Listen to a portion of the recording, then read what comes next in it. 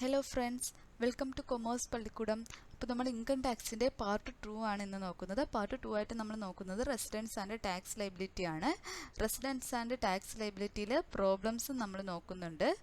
നമുക്ക് ഈസി ആയിട്ട് പഠിച്ചെടുക്കാൻ പറ്റുന്നതാണ് റെസിഡൻസിലെ പ്രോബ്ലംസ് എന്ന് പറയുന്നത്. പക്ഷേ പലരും ഭയങ്കര ഡിഫിക്കൽട്ട് എന്ന് പറയുന്ന ഒരു പോർഷനും കൂടിയാണത്.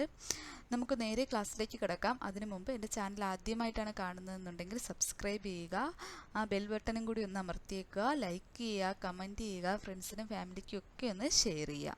അപ്പോൾ നമുക്ക് ക്ലാസ്സിലേക്ക് പോവാം. ഫസ്റ്റ് നമ്മൾ നോക്കുന്നത് ഡിഫറെൻറ്റ് സ്റ്റാറ്റസ് ഓഫ് റെസിഡൻസ് ആണ്. റെസിഡൻസിനെ രണ്ടായിട്ട് ഡിവൈഡ് ചെയ്തിട്ടുണ്ട്, റെസിഡൻ്റ് എന്നും നോൺ റെസിഡൻ്റ് എന്നും. എപ്പോഴൊക്കെയാണ് ഒരു വ്യക്തി റെസിഡൻ്റ് ആവുക, നോൺ റെസിഡൻ്റ് ആവുക എന്നൊക്കെ നമുക്ക് വഴിയെ നോക്കാം. ആദ്യം റെസിഡൻറ്റിനെ എത്രയായിട്ട് ഡിവൈഡ് ചെയ്തിട്ടുണ്ടെന്ന് നോക്കാം. ഫസ്റ്റ്ലി റെസിഡൻറ്റിനെ ഓർഡിനറി റെസിഡൻ്റ് എന്നും നോട്ട് ഓർഡിനറി റെസിഡൻ്റ് എന്നുമാണ് ഡിവൈഡ് ചെയ്തിരിക്കുന്നത്. അപ്പോൾ type of resident, resident and non resident. റെസിഡൻറ്റിനെ തന്നെ രണ്ടായിട്ട് ഡിവൈഡ് ചെയ്തിരിക്കുന്നു, ordinary resident and not ordinary resident. ഇനി ഒരു വ്യക്തി റെസിഡൻ്റ് ആകണമെന്നുണ്ടെങ്കിൽ any one of the basic കണ്ടീഷനും രണ്ട് അഡീഷണൽ കണ്ടീഷൻസും സാറ്റിസ്ഫൈ ചെയ്യണം. അപ്പോൾ അദ്ദേഹം സാറ്റിസ്ഫൈ ചെയ്യേണ്ട ബേസിക് കണ്ടീഷൻസ് ഏതൊക്കെയാണെന്ന് നമുക്ക് നോക്കാം. He is in India in the previous year for a period of 182 days or more. കഴിഞ്ഞ പ്രീവിയസ് ഇയറിൽ, അതായത് അസസ്മെൻറ്റ് ഇയറിന് തൊട്ട് മുൻപേ വരുന്നതാണ് പ്രീവിയസ് ഇയർ എന്ന് ഞാൻ പറഞ്ഞു അല്ലേ. ആ ഒരു പ്രീവിയസ് ഇയറിൽ 182 days അദ്ദേഹം എവിടെ ഉണ്ടായിരിക്കണം? ഇന്ത്യയിൽ. 182 ദിവസം അദ്ദേഹം ഇന്ത്യയിൽ ഉള്ള ആളായിരിക്കണം, അല്ലെങ്കിൽ ഇന്ത്യയിൽ താമസിച്ചിരിക്കണം. രണ്ടാമത്തെ കണ്ടീഷൻ അനുസരിച്ച് he has been India for at least 365 days during the 4 years preceding the previous year and is in India for at least 60 days during the previous year.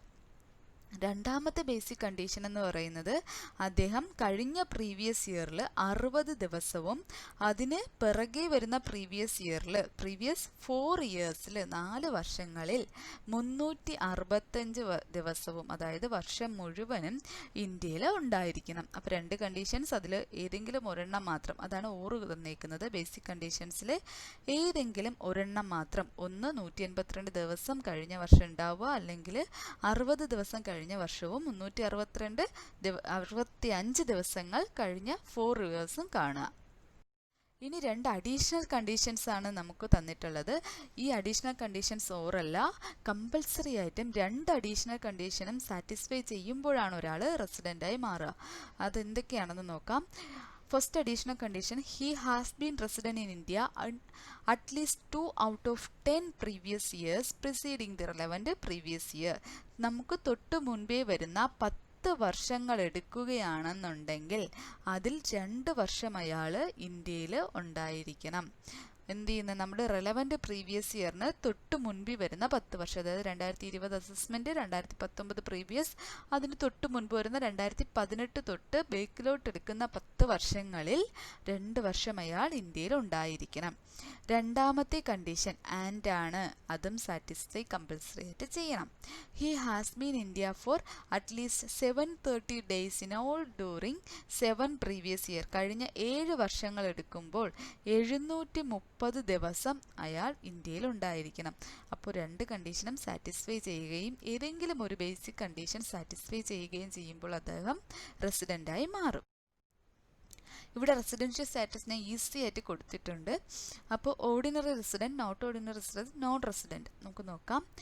ഏതെങ്കിലും ഒരു ബേസിക് കണ്ടീഷനും രണ്ട് അഡീഷണൽ കണ്ടീഷൻസും സാറ്റിസ്ഫൈ ചെയ്യുകയാണെന്നുണ്ടെങ്കിൽ ആ വ്യക്തിയെ ഓർഡിനറി റെസിഡൻ്റായിട്ട് കണക്കാക്കാം. ഇനി ഏതെങ്കിലും ഒരു ബേസിക് കണ്ടീഷൻ മാത്രം സാറ്റിസ്ഫൈ ചെയ്യുകയും അഡീഷണൽ കണ്ടീഷൻ സാറ്റിസ്ഫൈ ചെയ്യാതെ വരികയും ചെയ്യുകയാണെങ്കിൽ ആ വ്യക്തിയെ നോട്ട് ഓർഡിനറി റെസിഡൻ്റ് എന്ന് പറയാം. ഇനി ഒരു ബേസിക് കണ്ടീഷൻസും അഡീഷണൽ കണ്ടീഷൻസും ഒരുപോലെ സാറ്റിസ്ഫൈ ചെയ്യാതിരിക്കുന്ന ഒരു വ്യക്തിയെ നോൺ റെസിഡൻ്റ് എന്നും പറയാം. അപ്പോൾ ഈസി ആയിട്ട് മനസ്സിലാക്കാം. നെക്സ്റ്റ് നമ്മൾ കണക്കിലേക്കാണ് പോകുന്നത്. നമുക്ക് ഫസ്റ്റ് പ്രോബ്ലം നോക്കാം. Shri Ramesh who was born and bought up in India. ഇന്ത്യയിൽ തന്നെയാണ് എന്ത് ചെയ്തത്? രമേശ് ജനിച്ചതും ജീവിച്ചതും. പക്ഷേ went to further studies to UK. അദ്ദേഹം എവിടത്തേക്ക് പോവാന്ന്? UK പഠിക്കാൻ പോവാന്ന്. ഓൺ 1st March 2015, 2015 മാർച്ച് 1-ാം തീയതി അദ്ദേഹം UK പോന്നു. And came back to India on 1st October 2016. October 2016 എന്ത് ചെയ്യുന്നു? അദ്ദേഹം തിരിച്ച് ഇന്ത്യയിലേക്ക് വരുന്നു. ഏർലി ഇൻ ദി മോർണിംഗ് എന്ത് ചെയ്യുന്നു, രാവിലെ തന്നെ വരുന്നു. അപ്പോൾ ഒക്ടോബർ തൊട്ടേ അയാൾ നാട്ടിലുണ്ടെന്ന് അർത്ഥം. Find out the residential status four assessment year 2017-18. Assessment year വെച്ചുകൊണ്ടാണ് കണക്ക് ചെയ്യുന്നത്. So assessment year is very important. നമ്മുടെ അസസ്മെന്റ് ഇയർ 2017-18 ആണെങ്കിൽ നമ്മുടെ പ്രീവിയസ് ഇയർ 2016-17 ആയിരിക്കും. ആ വർഷത്തെ കണക്കാണ് നമ്മൾ ചെയ്യാനുള്ളത്. ഞാൻ ആൻസർ എഴുതിയിരിക്കുന്നത് നോക്കി. ഞാൻ ആദ്യമേ തന്നെ എഴുതിയിട്ടുണ്ട്. അദ്ദേഹം എന്ന് പോയി, എന്ന് വന്നു, ഏതൊക്കെയാണ് അസസ്മെന്റ് ഇയർ, അത് എത്ര ദിവസങ്ങളിൽ അദ്ദേഹം ഇവിടെ ഉണ്ടായിരുന്നു, എല്ലാം ഞാൻ എടുത്തെഴുതി. അതെല്ലാം എനിക്ക് ക്വസ്റ്റ്യനിൽ നിന്നും കിട്ടിയതാണ്. അത്രയും ഞാൻ എഴുതുമ്പോൾ തന്നെ എനിക്ക് ആൻസർ കിട്ടും. He went to UK. അദ്ദേഹം UK പോയ ദിവസം ഞാൻ എഴുതിയിട്ടുണ്ട്. 1 മാർച്ച് 2015 തൊട്ട് 1 ഒക്ടോബർ 2016 വരെ. അത് ക്വസ്റ്റ്യനിൽ ഇതാ വ്യക്തമായിട്ട് തന്നിട്ടുണ്ട്. ഞാൻ അത് തന്നെയാണ് എടുത്തിവിടെ എഴുതി വെച്ചിരിക്കുന്നത്. ഇനി ആ പോയ വർഷങ്ങളുടെ ഫിനാൻഷ്യൽ ഇയർ ഞാൻ കമ്പ്യൂട്ട് ചെയ്തിട്ടുണ്ട്. 2015 പോയത് കൊണ്ട് തന്നെ ഫിനാൻഷ്യൽ ഇയർ 2015-16 അദ്ദേഹം പോയത്. ഫിനാൻഷ്യൽ ഇയർ 2016-17 തിരികെ വന്നു. അപ്പോൾ നമുക്ക് 1 April to 31 March financial year ആയിട്ട് എടുക്കുമ്പോൾ 2015-16 അദ്ദേഹം എന്തില്ല, നാട്ടിലില്ല. 0 days ഇൻ ഇന്ത്യയിലാണ്. ഏപ്രിൽ 1, 2015 തുടങ്ങുന്നത് തൊട്ടേ അദ്ദേഹം ഇല്ല. കാരണം മാർച്ചിലെ അയാൾ എന്ത് ചെയ്തു, പോയി കഴിഞ്ഞു. ഇനി അടുത്തതായിട്ട് നമ്മൾ നോക്കുന്നത് 2016-17 ഫിനാൻഷ്യൽ ഇയർ നോക്കുമ്പോൾ ഒക്ടോബർ 2016 ഒക്ടോബറിന് വന്നിരിക്കുന്നു. അപ്പോൾ ഒക്ടോബർ തൊട്ട് മാർച്ച് വരെ കമ്പ്യൂട്ട് ചെയ്യാം. ഒക്ടോബർ, നവംബർ, ഡിസംബർ, ജനുവരി, ഫെബ്രുവരി, മാർച്ച്. എന്ത് ചെയ്തു, മാർച്ച് 31 വരെ. അപ്പോൾ അദ്ദേഹം 6 months 2016-17 ഫിനാൻഷ്യൽ ഇയറിൽ നാട്ടിലുണ്ട്. അപ്പോൾ നമുക്ക് ആ ഓരോ ദിവസത്തെയും കണക്കാണ് ഞാൻ കൂട്ടിയിരിക്കുന്നത്. October 31 days, November 30 days, December 31 days, January 31 days, February 28 days, March 31 days, 182 days എന്ത് ചെയ്തു, 16-17 ഫിനാൻഷ്യൽ ഇയറിൽ അദ്ദേഹം നാട്ടിലുണ്ടായിരുന്നു. അപ്പോൾ നമുക്ക് നോക്കാം. ഫസ്റ്റ് ബേസിക് കണ്ടീഷൻ അദ്ദേഹം സാറ്റിസ്ഫൈ ചെയ്തിട്ടുണ്ട്. ഫസ്റ്റ് ബേസിക് കണ്ടീഷൻ എന്താണ്, പ്രീവിയസ് ഇയറിൽ 17-18 എന്ന് പറയുന്ന അസസ്മെന്റ് ഇയറിന് തൊട്ട് മുൻപിലുള്ള പ്രീവിയസ് ഇയറിൽ 182 days അതിലധികമോ അദ്ദേഹം ഇന്ത്യയിലുണ്ടായിരുന്നു. സോ ഹീസ് എ റെസിഡന്റ്, അദ്ദേഹം ഒരു റെസിഡന്റ് ആണ്. ഇനി പ്രീവിയസ് ഇയേഴ്സ് നോക്കാം. നമുക്ക് അഡീഷണൽ കണ്ടീഷൻസ് രണ്ടെണ്ണം സാറ്റിസ്ഫൈ ചെയ്യണ്ടേ, ചെയ്തിട്ടുണ്ടോ എന്ന് നോക്കാം. പ്രീവിയസ് ഇയർ 15-16 എടുക്കുമ്പോൾ അദ്ദേഹം എന്തില്ല, 0 days ആണ് ഇന്ത്യയിലുള്ളത്. So he was non resident because he was not in India. നോട്ടാണ്, തിരുത്തി വായിക്കുക. അടുത്ത previous year 2014-15 he was resident because 2014-15 മാർച്ചിലാണ് അദ്ദേഹം പോയേക്കുന്നത് അല്ലേ. അതുകൊണ്ട് തന്നെ ഫസ്റ്റ് മാർച്ചിൽ പോയത് കൊണ്ട് തന്നെ അദ്ദേഹം എന്ത് ചെയ്തിട്ടുണ്ട്, ഒരുവിധം ഒരു മാസം ഒഴിച്ച് ബാക്കി ദിവസങ്ങളിലെല്ലാം ഇന്ത്യയിലുണ്ടായിരുന്നു. സോ എന്ത് ചെയ്തു, ഹി വാസ് റെസിഡന്റ്. അവിടെ അദ്ദേഹം റെസിഡന്റ് ആണ്. 182 days കൂടുതലുണ്ട്. 2006-7 തൊട്ട് 13-14 വരെയുള്ള ഫിനാൻഷ്യൽ ഇയേഴ്സ് എടുക്കുമ്പോൾ ഹി വാസ് റെസിഡന്റ്. അദ്ദേഹം എന്ത് ചെയ്തു, അത് സാറ്റിസ്ഫൈ ചെയ്തിട്ടുണ്ട്. 2 അഡീഷണൽ കണ്ടീഷൻസും സാറ്റിസ്ഫൈ ചെയ്തിട്ടുണ്ട്. അതുകൊണ്ട് തന്നെ അദ്ദേഹത്തെ ഓർഡിനറി റെസിഡന്റിൽ തന്നെ ഓർഡിനറി റെസിഡന്റ് ആയിട്ട് നമുക്ക് കണക്കാക്കാം. കണക്ക് ക്ലിയർ അല്ലേ, ഡൗട്ടൊന്നും ഇല്ലല്ലോ. കുറച്ച് സ്പീഡിനാണ് പോയത്, എങ്കിലും ഡൗട്ട് ഉണ്ടെങ്കിൽ ചോദിച്ചാൽ മതിയാവും. നെക്സ്റ്റ് ഒരു എക്സാമ്പിളും കൂടി നമുക്ക് നോക്കാം. Mister X came to India for first time 1 November 2015.